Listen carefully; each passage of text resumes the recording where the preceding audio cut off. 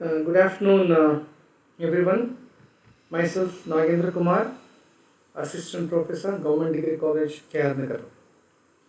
Today, I'm going to discuss about the particular paper which is meant for fourth semester, known as Pioneers of Sociology, where I'm going to discuss about the intellectual context in emergence of sociology. ಸಮಾಜಶಾಸ್ತ್ರದ ಒಂದು ಆವಿರ್ಭಾವಕ್ಕೆ ಸಂಬಂಧಪಟ್ಟ ಹಾಗೆ ಇರುವಂತಹ ಒಂದು ಈ ಬೌದ್ಧಿಕವಾದಂತಹ ಅಥವಾ ಜ್ಞಾನೋದಯದ ಪರಿದೃಷ್ಟಿಯನ್ನು ನಾನಿಲ್ಲಿ ಚರ್ಚೆಯನ್ನು ಮಾಡ್ತಾ ಇದ್ದೇನೆ.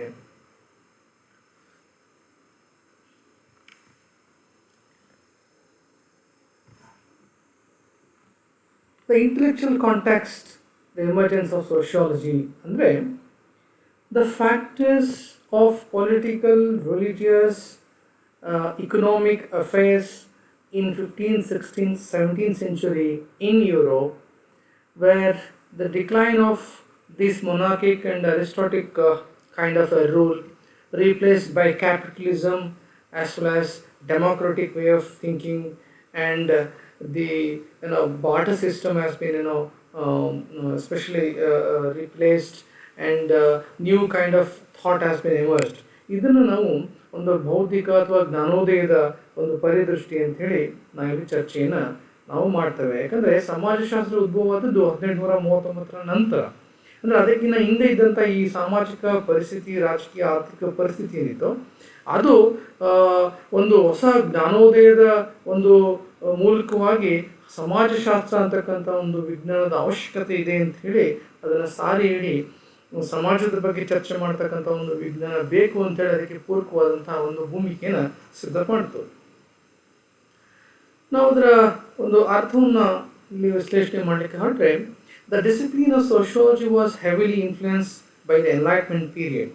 ಈ ಒಂದು ಹಂತ ಏನಿತ್ತು, ಜ್ಞಾನೋದಯದ ಹಂತ ಏನಿದೆ, ಅದು ಬಹಳಷ್ಟು ಪ್ರಮಾಣದ ಪ್ರಭಾವವನ್ನು, ಪರಿಣಾಮವನ್ನು ಸಮಾಜಶಾಸ್ತ್ರ ಅನ್ನುವ ಯುವ ವಿಜ್ಞಾನ ಉದಯವಾಗಲಿಕ್ಕೆ ಅದು ಕಾರಣವಾಗಿದೆ. The enlightenment was A period of intellectual development and change in philosophical thought beginning in the 18th century. 18ನೇ ಶತಮಾನದ ಪ್ರಾರಂಭದಲ್ಲಿ ಅದೊಂದು ಇಂಟೆಲೆಕ್ಚುಯಲ್ ಡೆವಲಪ್ಮೆಂಟ್, ಒಂದು ಬೌದ್ಧಿಕವಾದಂತಹ ಒಂದು ಬೆಳವಣಿಗೆ ಆ ಸಂದರ್ಭದಲ್ಲಿ ಆಯಿತು. ಸಿಸಿರೋ, ಮಾಂಟೆಸ್ಕೋ, ಅರಿಸ್ಟಾಟಲ್, ಪ್ಲೇಟೋ ಅವ್ರನ್ನೂ ಕೂಡ ಒಳಗೊಂಡಂತೆ ಅನೇಕ ದಾರ್ಶನಿಕರು, ಅನಂತರ ಕಾಂಟ್, ಸ್ಪೆನ್ಸರ್, ಡರ್ಕೈಮ್ ಇವರು ಕೂಡ ಕಾರಣವಾಗಿದ್ದಾರೆ. ಆದರೆ ಪ್ರಮುಖವಾಗಿ ಈ ರೂಸೋ ಹೇಳುವಂತಹ ಮಾತು ಇಲ್ಲಿ ಹೆಚ್ಚಿನ ಅರ್ಥವನ್ನು ಪಡೆದುಕೊಳ್ಳುತ್ತೆ. Enlightenment thinkers sought to combine reason with empirical research. ಒಂದು ಪರೀಕ್ಷಿಸಬಹುದಾದಂಥ ಒಂದು ಸಂಶೋಧನೆಯ ಮೂಲಕವಾಗಿ ಹೊಸ ಆಲೋಚನಾ ಕ್ರಮವನ್ನು ಜಾರಿಗೆ ತರ್ತಾರೆ ಅವರು. The concept of the model of Newtonian science, ಹೊಸ ವಿಜ್ಞಾನ ಅಲ್ಲಿ ನಮಗೆ ಎಲ್ರಿಗೂ ಅರ್ಥ ಆಗಲಿಕ್ಕೆ ಶುರು ಆಗ್ತದೆ. They try to produce highly systematic bodies of thought that made rational sense and that could be derived from the real world observation. ಒಂದು ವಾಸ್ತವ ಜಗತ್ತಿನ ಒಂದು ನೋಡುವಂತಹ ಒಂದು ರೀತಿಯಲ್ಲಿ ಅದು ಹೆಚ್ಚಿನ ಪರಿಣಾಮವನ್ನು ಬೀರ್ತದೆ. They were of the opinion that social world could be controlled using research and reasoning. That ಕಾರಣಗಳನ್ನು ಹುಡ್ತಕ್ಕಂಥದ್ದು ಮತ್ತು ಸಂಶೋಧನೆ ಇವತ್ತು ಯಾವ ಮಟ್ಟಕ್ಕೆ ಬಂದಿದೆ ಅಂತಂದರೆ, ವೈಜ್ಞಾನಿಕ ಯುಗದಲ್ಲಿ ಎಲ್ಲವನ್ನು ಕೂಡ ನಾವು ಪರೀಕ್ಷಿಸಿ ಅವಲೋಕಿಸಿ ಅದರ ಮೌಲ್ಯವನ್ನು ನಿರೀಕ್ಷಿಸುವ ಮಟ್ಟಕ್ಕೆ ನೀವು ಎಲ್ಲಿ ಜಗತ್ತಿನ ಯಾವ ಭಾಗದಲ್ಲಾದರೂ ಕೂಡ ಅದನ್ನು ಪರೀಕ್ಷೆ ಮಾಡ್ತಕ್ಕಂಥ ಅವಕಾಶವನ್ನು ಅಲ್ಲಿ ಆಲೋಚನೆಯನ್ನು ತಂದರು. They also believed that traditional social values and institutions were irrational and inhibited human development.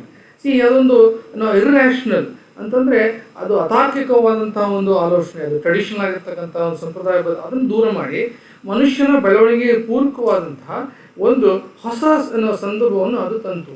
ಅದಲ್ಲದೆ their ideas conflicted with traditional religious bodies of feudalism.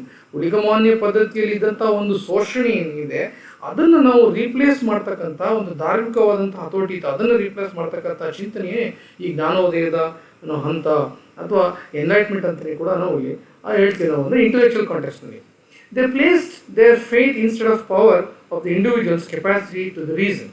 Early sociology also maintained a faith in empiricism and rational inquiry. ಅಂದರೆ ವೈಚಾರಿಕವಾದಂತಹ ಒಂದು ಎನ್ಕ್ವೈರಿಯನ್ನು ಮಾಡಲಿಕ್ಕೆ ಅದು ನಮ್ಮ ಧರ್ಮಶಾಸ್ತ್ರದ ಆವಿರ್ಭಾವ ಕೂಡ ಅದು ಅನುಕೂಲ ಆಯಿತು. The philosophical background of sociology could be related to the Enlightenment period and the dominant philosophical thoughts of the time. The philosophers believed that society could progress by rational thinking about the social world. ನಾವು ಇರ್ತಕ್ಕಂಥ ಒಂದು ಸಾಮಾಜಿಕ ಜಗತ್ತಿನಲ್ಲಿ ನಾವು ವೈಚಾರಿಕವಾದಂಥ ಆಲೋಚನೆಯೇ ಒಂದು ಸಮಾಜದ ಅಭಿವೃದ್ಧಿಗೆ ಪೂರಕವಾಗ್ತದೆ ಅನ್ನೋ ಅಂಶವನ್ನು ಅಲ್ಲಿ ಪ್ರತಿಪಾದಿಸ್ತಾ ಇರ್ತದೆ. ಅಲ್ಲದೆ the enlightenment was influenced by selections of key thinkers like Kant, Weber, Durkheim, Locke, and most of them provided many philosophical reasoning during this time.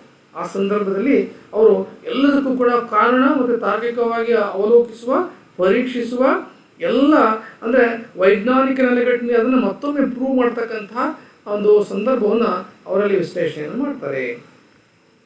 The points that make the Enlightenment a critical starting point for sociology are really the way we moved into thinking about progress in society, the hope of for a utopia.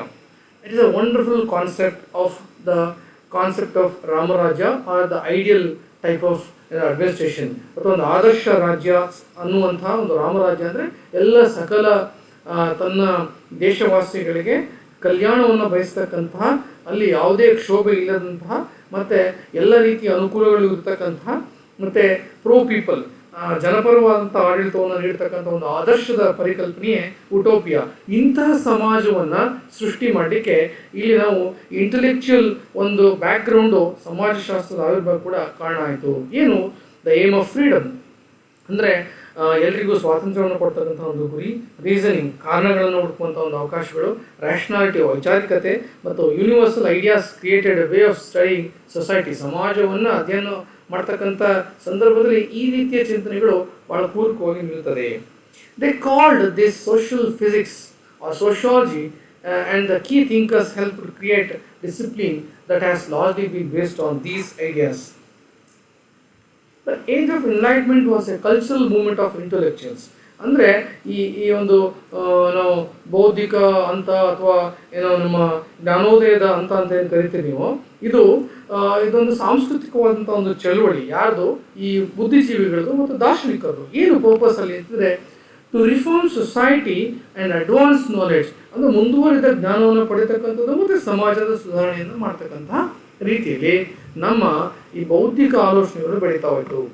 It promoted science and intellectual interchange and oppose superstition. Superstition ಅಂದರೆ ವಿಜ್ಞಾನವಲ್ಲದ್ದು, ಅತಾರ್ಕಿಕವಾದದ್ದು, ಅಂದರೆ ವಿಮರ್ಶೆಗೆ ತರ್ಕಕ್ಕೆ ನಿಲುಕದಂತಹ ಒಂದು ಸ್ಥಿತಿ ಏನಿತ್ತು ಅದನ್ನು ದೂರ ಮಾಡಬೇಕು ಅನ್ನುವ ಆಲೋಚನೆ. The intellectual movement called the enlightenment, ಜ್ಞಾನೋದಯ ಅಂತ ಹೇಳಿ ಕರಿತೇವೆ, is usually associate with the 18th century, but it's roots in fact go back to much further. They believed that human reason could be used to combat ignorance. ಅಂದರೆ ಇನ್ನೊಬ್ಬರನ್ನ ನಾವು ಸರಿಯಾಗಿ ನೋಡೋದೇ ಇಲ್ಲ, ಇಗ್ನೋರ್ ಮಾಡ್ತೀವಿ, ಅವ್ರನ್ನ ನೆಗ್ಲೆಕ್ಟ್ ಮಾಡ್ತೀವಿ. ಸೂಪರ್ಸ್ಟಿಷನ್ ಮತ್ತು tyranny and to build a better world, ಒಂದು ಹೊಸ ಆದರ್ಶವಾದಂತಹ ಸುಭಿಕ್ಷವಾದಂಥ ಸಮಾಜವನ್ನು ನಾವು ನಿರ್ಮಾಣ ಮಾಡುವಾಗ ಇದನ್ನು ನಾವು ಬಿಡಬೇಕು ಅಂತ. The enlightenment is a period in history of western thought and culture. ಇದು ಎನ್ಲೈಟ್ಮೆಂಟ್ ಅಂತಕ್ಕಂಥದ್ದು, ಜ್ಞಾನೋದಯ ಅಂತಕ್ಕಂಥದ್ದು ಯುರೋಪಲ್ಲಿ ವಿಶೇಷವಾಗಿ ಪಾಶ್ಚಾತ್ಯ ಚಿಂತನೆಯಾಗಿದ್ದು, ಅಲ್ಲಿಯ ಸಂಸ್ಕೃತಿ ಆಗಿದ್ದು, ವೇರ್ ರಫ್ಲಿ in mid decades of 17th century through the 18th century characterized by dramatic revolutions in science and philosophy. ತತ್ವ ಜ್ಞಾನ ಕ್ಷೇತ್ರದಲ್ಲಿ, ವಿಜ್ಞಾನ ಕ್ಷೇತ್ರದಲ್ಲಿ ಬಹಳ ದೊಡ್ಡ ಒಂದು ಕ್ರಾಂತಿ ಆದಂತಹ ಸಂದರ್ಭ ಅದು, ರಾಜಕೀಯವಾಗಿ ಕೂಡ ಹೌದು. Enlightenment thought laid the foundation of the French Revolution. ಇದು ಮುಂದೆ ಫ್ರಾನ್ಸಿನ ಮಹಾಕ್ರಾಂತಿಗೂ ಕೂಡ ಅದು ಕಾರಣ ಆಯಿತು ಅಂತ ಹೇಳಿ ನಾವು ಅರ್ಥ ಮಾಡ್ಕೊಳ್ಬೇಕಾಗುತ್ತೆ. In which the traditional hierarchical political and social order were replaced by a political and social order characterized by the Enlightenment ideas of freedom and equality for all. Enlightenment begins with the scientific revolutions of the 16th and 17th century. The key person who spoke about this particular concept, what we called as enlightenment, was Rousseau, who argues that it is illogical for man to surrender his freedom for slavery. It was such a wonderful statement. ಅಂದರೆ ಈ ಗುಲಾಮಗಿರಿಗೆ ನಮ್ಮ ಸ್ವಾತಂತ್ರ್ಯವನ್ನು ನಾವು ಶರಣಾಗತಿ ಮಾಡ್ತಕ್ಕಂಥದ್ದು ಇದೆಯಲ್ಲ, ಅದು ತರ್ಕಬದ್ಧವಾದಂತಹ ವಿಷಯವೇ ಅಲ್ಲ, ನಾವು ಮಾಡಬಾರ್ದು ಅಂತ ಹೇಳತಕ್ಕಂಥ ಹೇಳಿಕೆಯನ್ನು ಅವ್ರು ಕೊಟ್ಟಿದ್ದಾರೆ. And so on, the participants must be free. They must be free. Furthermore, although the contract imposes new laws, ಆ ಸಂದರ್ಭದಲ್ಲಿ ಹೊಸ ಕಾನೂನುಗಳು ಬಂತು, especially those safeguarding and regulating property. ಆ ಸಂದರ್ಭದಲ್ಲಿ ಆಸ್ತಿ ಯಾಕೆ ಮುಂಚೆ ಅದು ಚರ್ಚ್ಗೆ ಸೇರಿಬಿಟ್ಟಿತ್ತು, ಈಗ ಹಂಗಲ್ಲ. ಅದೇನಾಯಿತು ಅಂದರೆ ಪ್ರಾಪರ್ಟಿ ವಿಷಯದಲ್ಲಿ ಅದು ವೈಯಕ್ತಿಕವಾದಂಥ ಹಕ್ಕನ್ನು ಕೊಡಬೇಕು ಅನ್ನೋ ಒಂದು ಅಂಶ. A person Ken exist in at any time and is again as free as when he was born. Rousseau says that any administration, whatever form it takes, should be divided into two parts. The first one is must be a sovereign who represents the general will. ಅಂದರೆ ಅಲ್ಲಿ ಅವರ ಒಂದು ಸಾರ್ವಭೌಮತ್ವಕ್ಕೆ ಅವಕಾಶ ಇರಬೇಕು, wherein legislative power within the state. The second division is that the government being distinct from the sovereign.